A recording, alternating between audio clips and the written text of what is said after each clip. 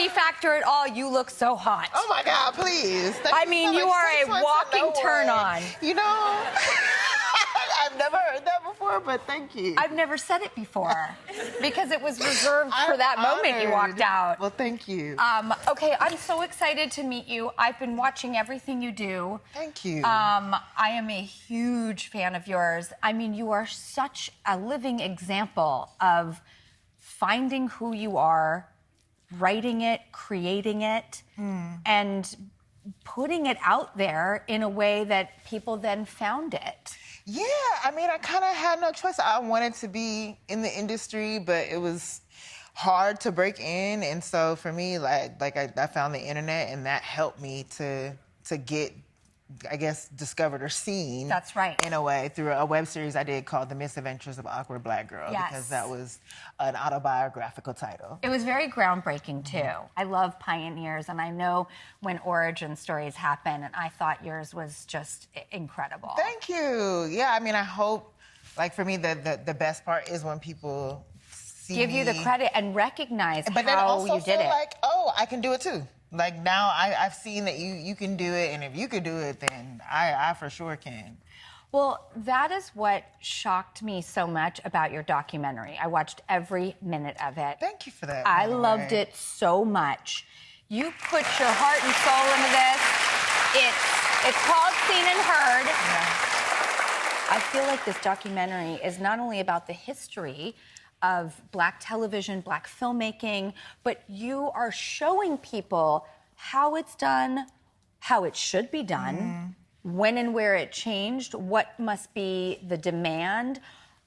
Did you realize that you were making something so incredibly educational to anyone who wants to break into this business? That was honestly the hope. You know, we started filming this in 2019, and in 2019, you know, it felt like there was a renaissance of television in television again. There were so many shows on the air. There were so many shows of color. There were so many Black shows. You give the context and the history so well. Yeah. But then it takes on this whole other thing. Yeah, there's so much. We didn't know that we would be releasing it on, obviously, this side of the year, and the industry would have changed so much. And it feels more timely now because now a lot of the shows are disappearing again. You know, the documentary explores the rise of Black television and change. We get to interview people like Oprah and Tyler Perry, who are so self-made, and Norman Lear, who changed television. But you also call out, you know, a lot of discrepancies, but you teach people how to fix that. Yeah, we do, and we try to lean on, like,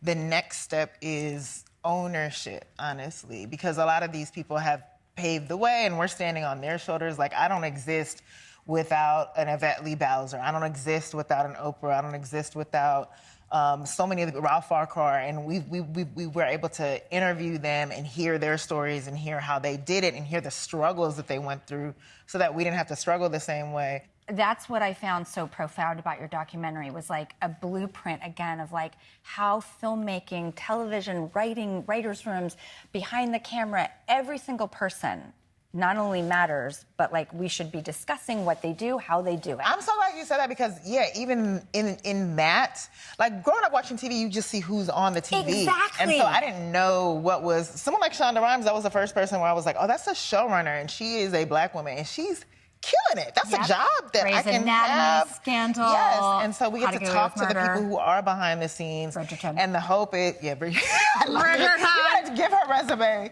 But yeah, I love that. Like someone can watch this and be like, oh, maybe I want to be a showrunner. Maybe I want to be in a writer's room. Maybe I want to be a DP. Maybe I want to be. There's just so many jobs and so many people who are part of this process of making like culture that don't get that credit. Yes, well, you do, and this documentary is a testament to that. Thank you. And Malcolm Jamal Warner is in it. Yeah. And there's a lot about how and why The Cosby Show was so profound for people.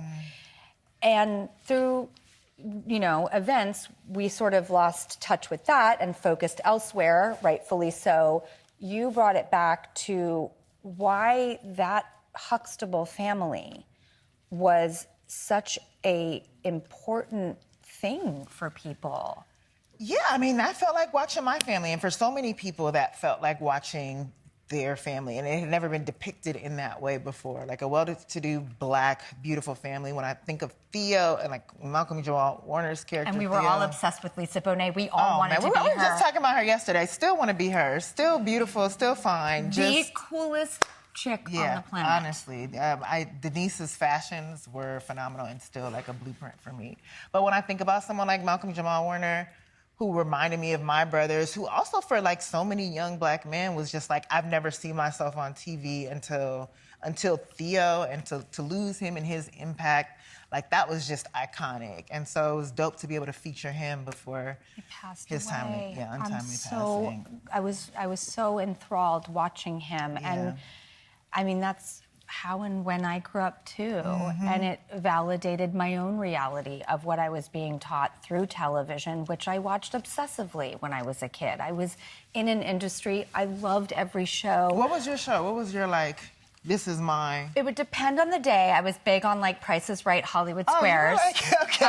And then I watched, every Norman Lear show, and the Jeffersons. I loved a 227. I loved The Facts of Life. Yeah. That was a big one for me because I too felt like I was growing up kind of in a household with not necessarily parents, but a bunch of other young people or sometimes adults. That show really resonated with me, that you don't, as much as the Cosby Show put a light on this might look like my family, there were also other shows that showed for people who didn't have a family. Yeah. Okay, we have to take a quick commercial break. When we come back, can I ask the story about your mom discovering or you hiding boys in your room? Yeah, only if she doesn't watch this. Okay, perfect. We'll be right back. It's my favorite story.